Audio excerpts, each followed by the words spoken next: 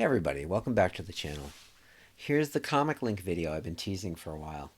This auction, which opens on Valentine's Day 2025, has a lot of great stuff to discuss. I feel bad, to be honest, that I haven't talked about ComicLink before, as I've had some great experiences with them as a consigner, and I've bought a ton of books and art from them over the years. So I've had nothing but positive experiences, and I should have shared some of their stuff before now. But better late than never. So also, Steve Borak works there now, and so there's that. So let's make up for the delay in covering them and jump right into it. They made it pretty easy this time. Superman #1 CGC 3.5. I talked about this book in a short. I was so excited. This is an ideal 3.5. The listing points out that the wear of the book is relegated to the spine, which is a great place for it to be, especially with a book destined to live in a CGC holder for the rest of eternity. In general, I really appreciate the editorial on ComicLink listings, by the way. They really sell these books. The site is obviously not the freshest design, but there's a lot of effort put into these listings, which will come up again later with something that I really appreciate. But, I really like if you read their comments on some of the big books that they sell, they really, put some effort into them, and I do appreciate that. And this is actually one of those, right? Like it's an obvious thing for us, but it is a big selling point that like this thing looks great for a 3.5, and they should be pointing that out, right? Their due diligence is to point out like, hey, this has got great eye appeal, and it's only 3.5 on the label. I promised to look at the graders notes in that short, and here they are, and it's everything that you would expect. Top spine, spine split, bottom spine, spine split, spine color flecking, left bottom back cover light smear, which I didn't actually look at. 3-inch total spine split, so there is a lot of damage to the spine. And then there's some staple issues as well. Staple detached top of front cover, staple detached bottom of back cover. There you go. This book sold previously on March 5th, 2020, which is, as you all know, right before COVID took over, and about a year and a half before the kind of COVID era comic and other collectible boom was in full flight. So, yeah, it sold for $288,000, and unless something crazy happens with this auction, that $288,000 is going to look like a good buy. A 4.0 with cover soiling and like visible creases or kind of crumpling on the cover sold for $815,000 in 2022, like in the height of the boom. I don't think this book will make that much, but I mean that really seems like an irrational exuberance kind of price. But I wouldn't be surprised if it doubles its money from 2020. 200, I mean 550,000, $600,000. We'll see. I mean, I think this is a really attractive. This 3.5 is really attractive, and that 4.0, it's not as attractive. You can see the visible soiling on the front cover, and there's like kind of not color breaking creases, but definitely some like crunches or something like that on the front cover. I'd have to see it in hand to figure out what the damage actually is, but there is some sort of non color breaking creasing and some color breaking creasing and like a rub. The color is rubbed off the bottom of the front. It just doesn't compare to that 3.5 in terms of eye appeal. So I have a clear preference for the 3.5. Daredevil 69 cover, Sal Buscema. This is not the most dynamic Daredevil cover ever, but it's a great image in that kind of like late 60s, early 70s style where comics, think about Green Lantern, Green Arrow, Neil Adams, etc. Like comics tried to tackle like more timely issues, and in this case, it was street gangs. Guest starring Black Panther, who also makes a cover appearance. This book, by the way, Daredevil 69, is the first appearance of Turk, who is not a major character, but an ongoing character in the Frank Miller Daredevil, which people like me really appreciate his character. Because that was one of the things about that run. Just as an aside, is how he populated it with not just the main characters, but a bunch of like recognizable, fully fleshed out secondary characters that just made that whole Hell's Kitchen in the 80s just pop and like really come to life. It's great stuff. This book, this cover sold in the same auction as the Superman #1, just a day later, like during the original art session. So March 6th, 2020, for $28,800. Who knows what it'll go for now? I just wanted to point it out because I love Daredevil, I love Black Panther, and it's a great cover. So we'll see. Original art is unpredictable even for the experts, and I am not an expert on original art. Justice League International 11, page 13. Kevin Maguire and Keith Giffen, inked by Al Gordon. I think I've talked about how much I love these, like the kind of funny, the wahaha Justice League on the channel. If I haven't, this is one of my favorite series of all time. But it's just really good. I've reread it recently. It continues to be good. But one of the things that I really like about it is like the nostalgia of working at a comic shop. I was working at Superhero Universe in Boston at the time, and the series was still going strong, and we collectively the group devoured it.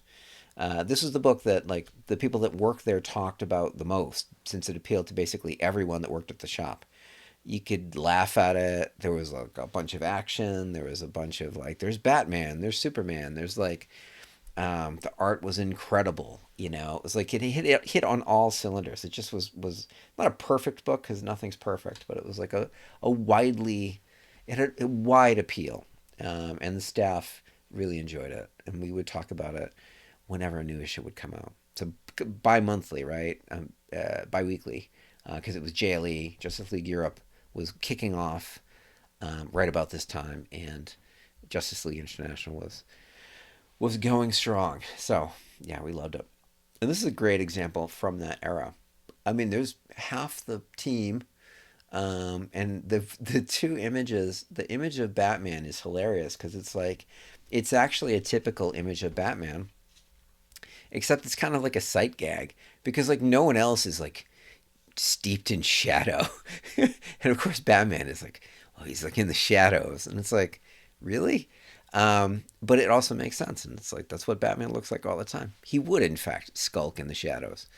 And then the Maxwell Lord in the last panel is really great, and of course he transformed into whatever he transformed into later, but at the time he was a fascinating character already. Bernie Wrightson, Mary Wollstonecraft's Shelley's Frankenstein, page 19. It's another Frankenstein plate. It's now officially channel policy to post one of these whenever they come up for auction. So if there's one in an auction, I'm going to mention it. And why not, right? I mean, look at these things. It's not the most detailed example, right? It's not one of the crazy like lab scenes with 500 beakers and vials and smoke and the monster in the middle and electricity and wires and just all of that stuff that makes $1 million piece.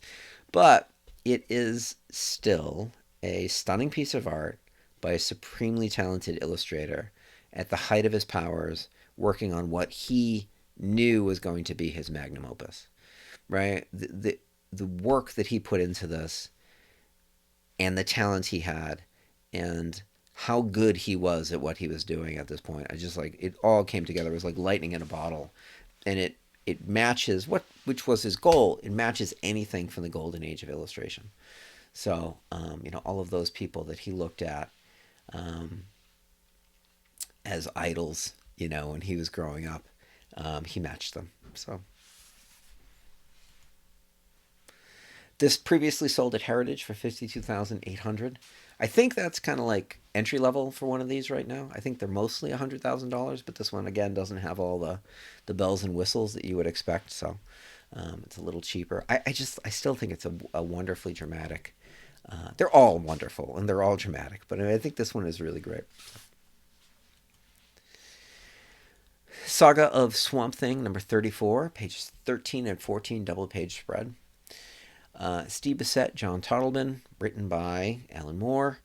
This is a crazy page, but double page splash spread. Sorry, this is a crazy double page spread from a very influential series. More Swamp Thing isn't as highly regarded as Watchmen, which is like the best comic of all time. But it was really experimental and really influential in its own way. Moore, along with Bissett and Tottleman, pushed the boundaries of what a monthly comic could be and helped to define an aesthetic and storytelling style that would go on to coalesce into the iconic Vertigo imprint. This page, which starts in the normal configuration and then requires the reader to flip the book sideways to take in the kind of psychedelic experience illustrated within, is a great example of what they were up to. If you take a look at it, it's great. It's got a nice visual rhythm to it beyond the intentionally kind of disorienting trick of having to spin the book around to read it.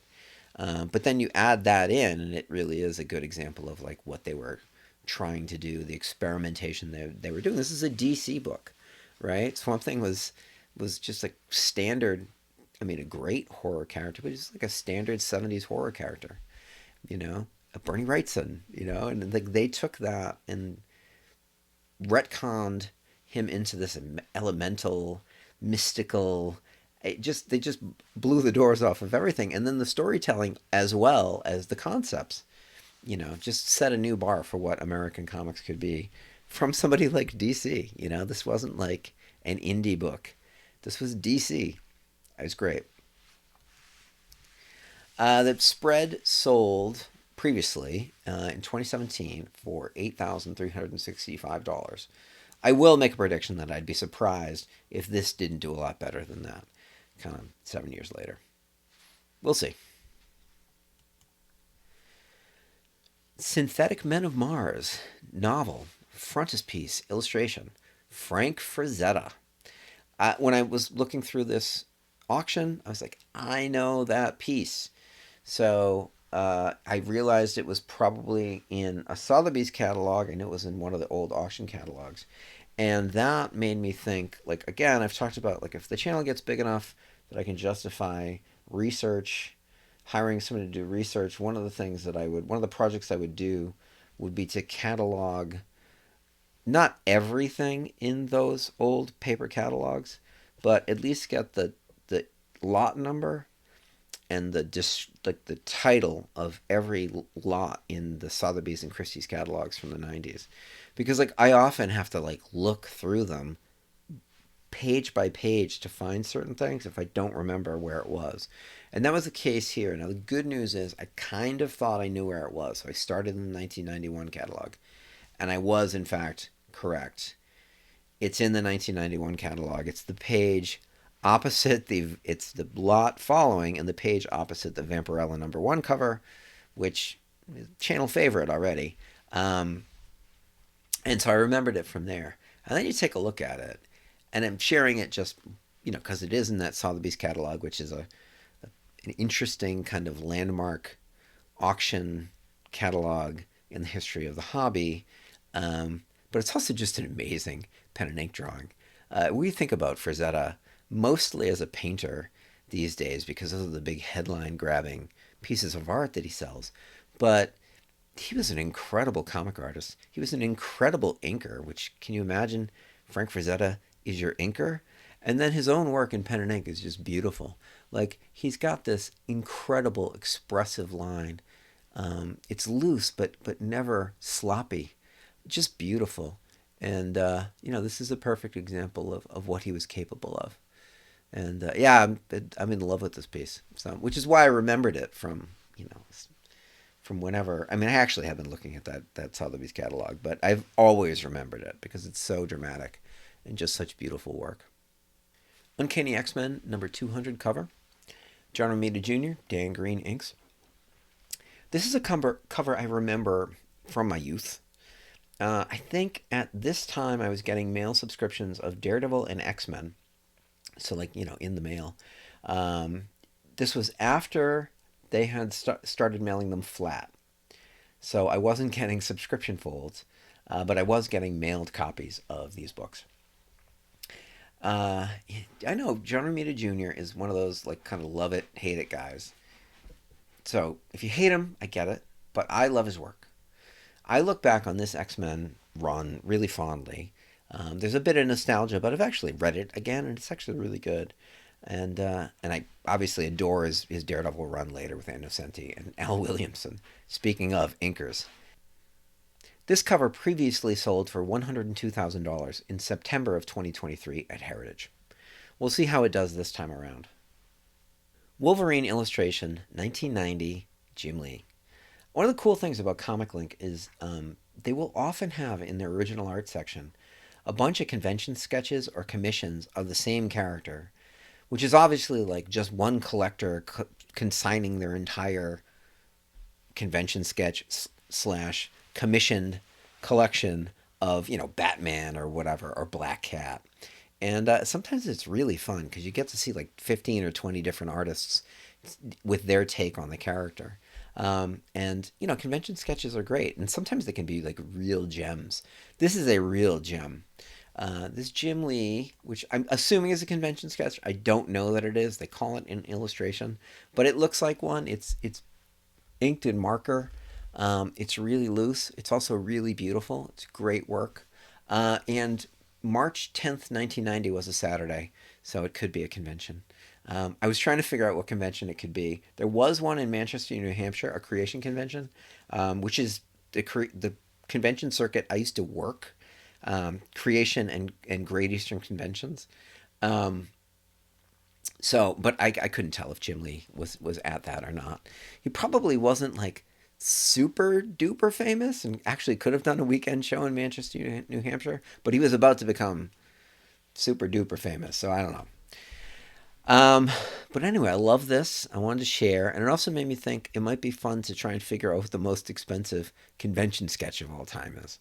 Because there have been some great artists doing convention sketches who have done some amazing work, and it's all a lot of it's come up for auction. So maybe I'll poke around. Maybe I'll just poke around Heritage because at least that's a limited universe.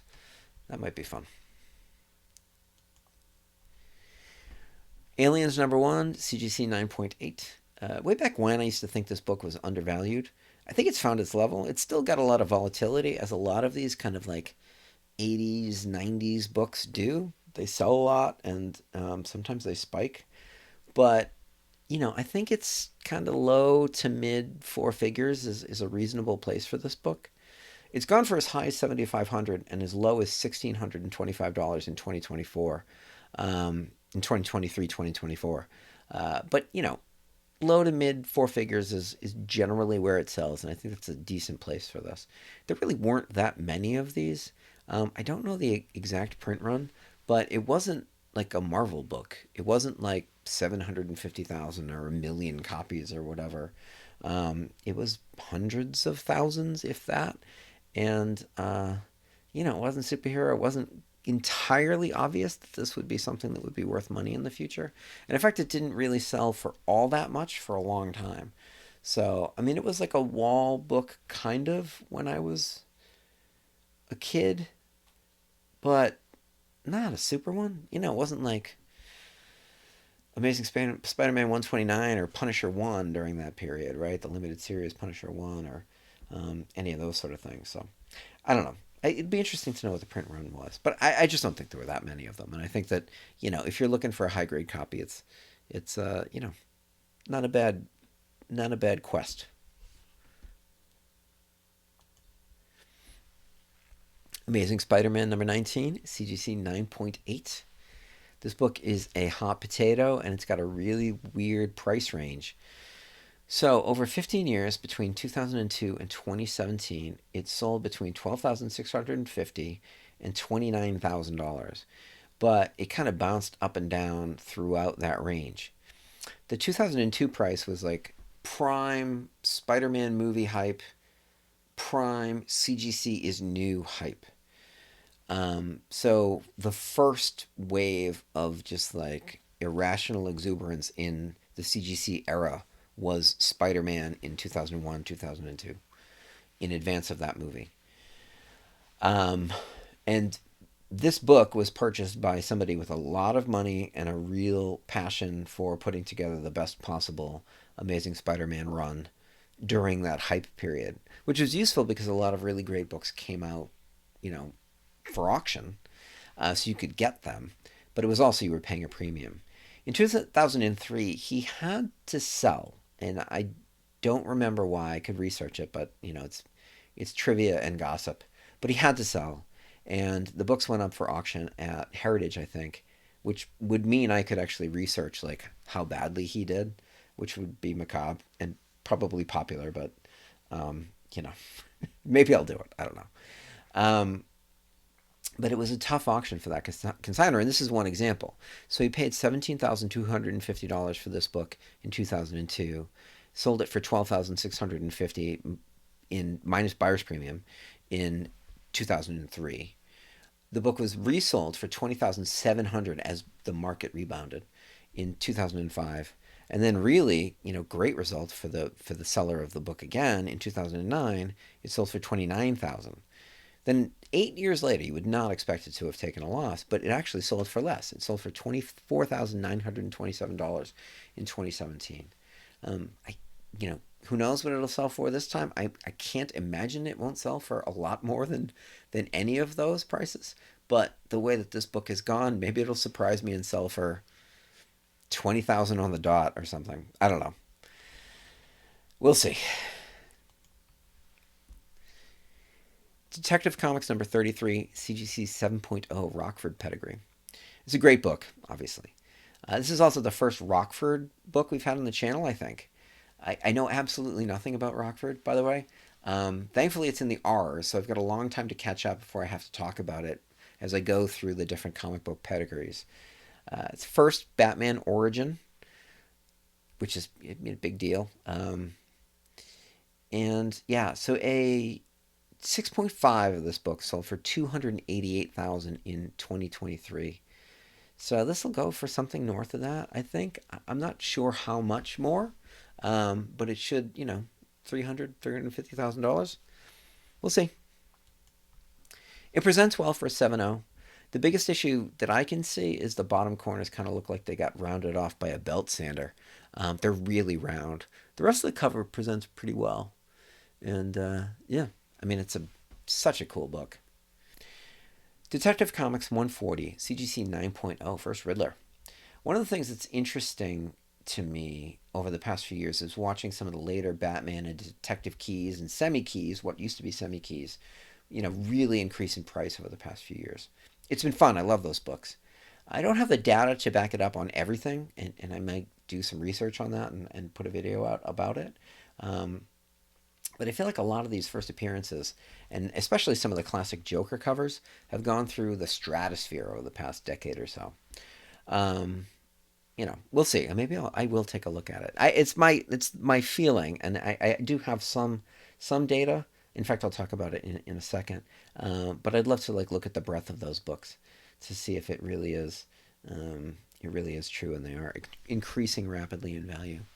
This copy is super sharp. It's maybe a little dull looking and lacks the kind of supernatural pop that Golden Age yellow covers can have when they're newsstand fresh. But like that Superman #1. But that's just nitpicking, really. This is a killer book and a great character. So one to covet. Now here's an example I do have. Some numbers to back it up. Detective Comics number 168, first Joker Origin, Davis Crippen copy, D copy. And I feel like this one has gone crazy, and because I'm looking at this copy in specific, I can actually give you some numbers. There aren't a ton of sales, with all of these, there aren't a ton of sales, so it's not like I can just pull up a GPAA chart where they sell 10 of these a month in 9/8, and I can show you a hockey stick. But, anecdotally, I feel like it's gone crazy, and then some of the numbers that I have kind of back that up. A 9.4 sold for more than $300,000 recently, and the two sales of 9.0s in 2011 were around $8,000. A copy sold for $80,000. A 9.0 sold for $80,000 in 2024. Books have increased between 2011 and 2024, but not many books have increased by 10 times. The big keys maybe have doubled. So this is, far outpacing the rest of the books in the hobby. This copy sold for $38,400 in 2023. I'd expect kind of $40,000 to $50,000 this time around. But keep that number in mind as we look at the fact that it used to be, well, this is where it sold, January 12th, 2023. So keep that date in mind as well. So around $40,000, 2023. In 2011, again, that kind of 2011 date, this sold as a 7.5, which is only a half point bump, for $4,780. So like, we're talking like 8 to 10 times in general for this book between 2011 and 2024, 2023, which is far ahead of like anything else.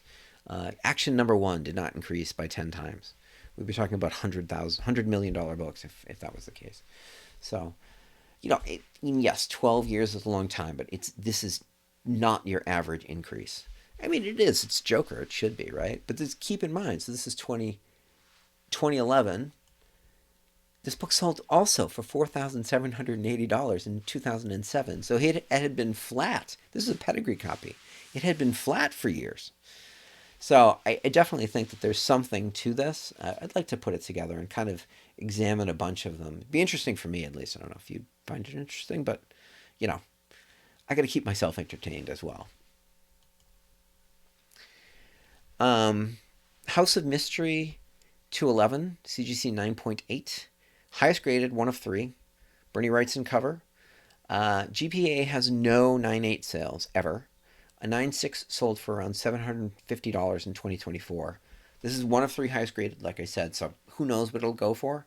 There are people that are very competitive with these DC Bronze Age horror books, and one of them might be really excited for it, and another one of them might want to take it off their hands too. So we might have one of those crazy battles going on. Be interesting to see.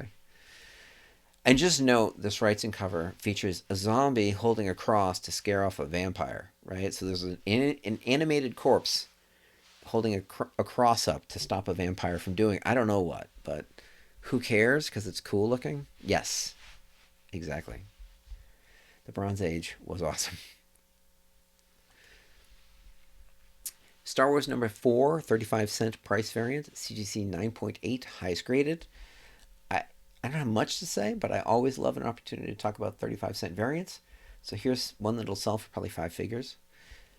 It's a gorgeous copy. And just kind of imagine, like, you buy a collection, you kind of flipping through, you see this copy initially, and you're like, wow, it's a really high-grade copy of Star Wars number 4, which is valuable by itself. And then you look at the price, and you realize that it's the 35-cent variant. It's not always obvious. And so once your brain processes that it's the 35-cent variant and it went from like, I don't know, $500 book, I don't know, to a $10,000 book, it's like, fireworks go off in your brain. That's one of the fun things about kind of searching for these 35-cent variants and the 30-cent variants as well, is that moment of recognition. It's like, oh, I got one. Very fun. Okay, here we're gonna finish up with something that I really enjoy that also speaks to like one of ComicLink's strengths. Amazing Spider-Man 252, page 8.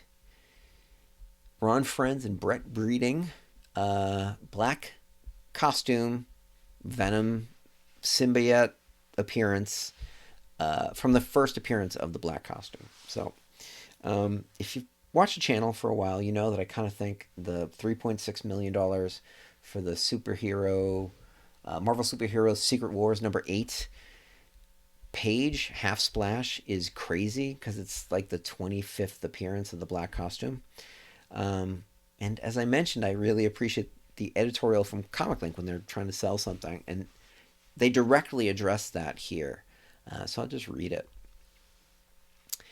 It's important to keep in mind that the story of how Spider-Man ended up wearing a new black suit would not be revealed until 8 months, keep that in mind, 8 months after Amazing Spider-Man 252 in the pages of Marvel Superheroes Secret Wars number 8.